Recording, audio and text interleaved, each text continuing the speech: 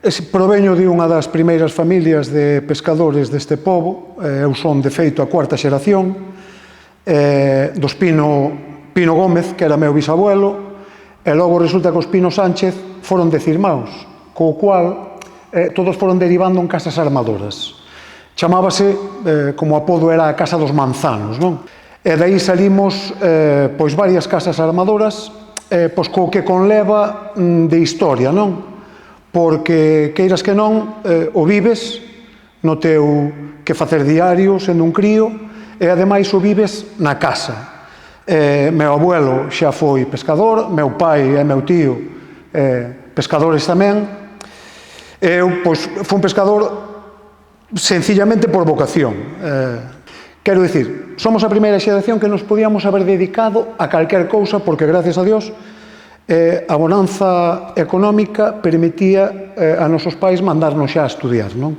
Pois empecé no 44. Daquela tiña 13 anos, porque daquela era o que tiñamos que ir para o mar. E claro, eu tiña 13 anos e non me daban a libreta. Foi cando daquela había os flechas navales. E foi xunta de Don Luís. Don Luís era o que corría cos flechas navales e dixiña da libreta. E foi cando, deuma. Foi cando embarquei ali un señor que era daqui de Celeiro, que lle chamaban Tiburcio, que era patrón. E fóramos eso xa fora no 45. Fóramos para Bonito nun barco do barqueiro, que lle chamaba Joaquincito. Pasamos polo medio dun convoi que iban para o desembarque en Normandía, cando fora da guerra. Andábamos ao Bonito. Foi cando daquela ametrallaran o Alzola. Depois anduvera na Madre Concepción, depois fixeran o Ramoncito. Foi cando me dixo meu primo porque non iba a sacar o nombramiento de primeiro, porque había que mandar o Ramoncito.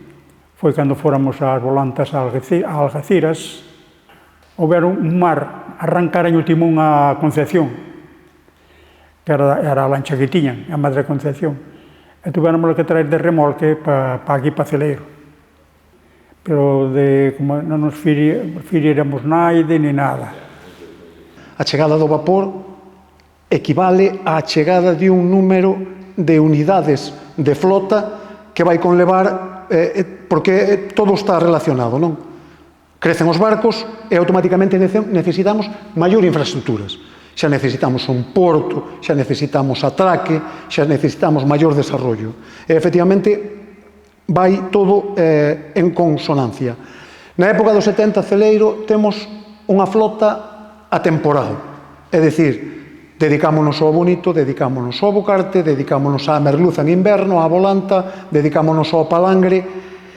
Entonces, un patrón, Antón da Amora, Antonio Laje, a él ocurreseñe, pois, en vez de traballar á Volanta aquí no litoral noso, ocurreseñe, pois, simplemente que a bonanza do tempo en verano, atravesar en línea recta hacia os cantiles do sur de Irlanda e de Inglaterra.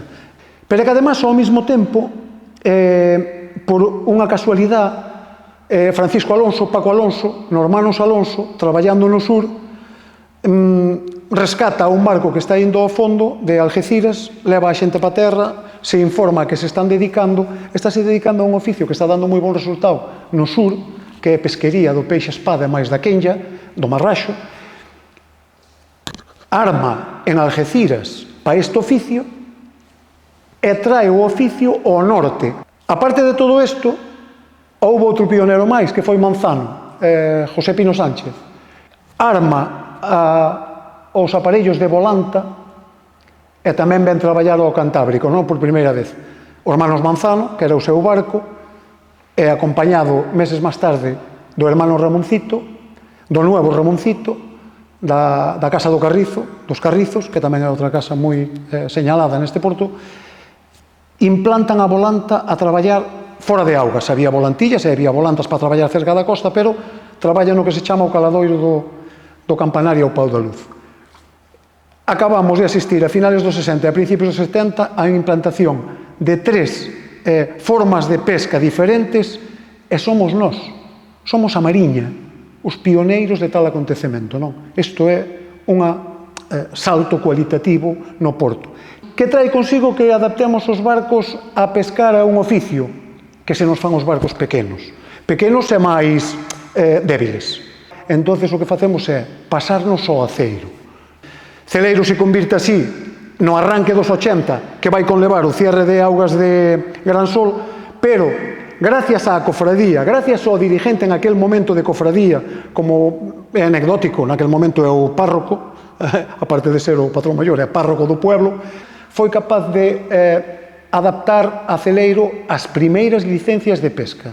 Todo isto vai servir de lanzadera para o que hoxe é o porto de Celeiro como un porto importante a nivel europeo.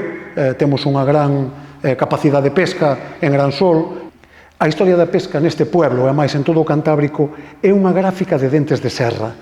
Sempre, completamente. Tocou nos anos de estar arriba e tocou anos de estar abaixo, moi abaixo. Os armadores aguantaron as empresas sempre. Non é como outra industria que cando estás no dente de serra abaixo, desfaste da empresa. Non, non. E tocou a esperar e tocou a volver a recuperar. É dicir, fomos sempre unha industria de constancia. Non podías nin lavar a cara en 13 ou 14 días ou 15 que botabas de marea, que non levábamos auga e había que agardala para facer de comer. Tendo tanta no mar. Claro, E a sal. Había que botar, que daqueles xa botabas a 13, a 14, a 15 días de marea, no bonito que era onde máis botabas. E ata que chavas a terra non podías lavar a cara. Ahora levan duchas te cando queres, se que te queres duchar todos os días podes te duchar. Levan lavadora nos barcos, levan... Era triste, pero cierto. E facer as túas necesidades pola banda, perdonando o que fora e tira para diante. Que hoxe eu non sei de que se queixa hoxe a juventud. Que cago un días que teñen de todo, teñen varios váteres, teñen lavados, teñen televisión, teñen todo, e non se queixa. Se llegan a andar como andamos nosotros, xa se matan. E logo que te en medio navegando, pois, había que estar ali, escribindo unha carta, que non había ni teléfono, que ibas unha carta, cando viña na terra botábala, e hasta logo. Non había outra cosa. Non é como agora que e se comunicas con todo. Por eso que o mundo é moito cambio.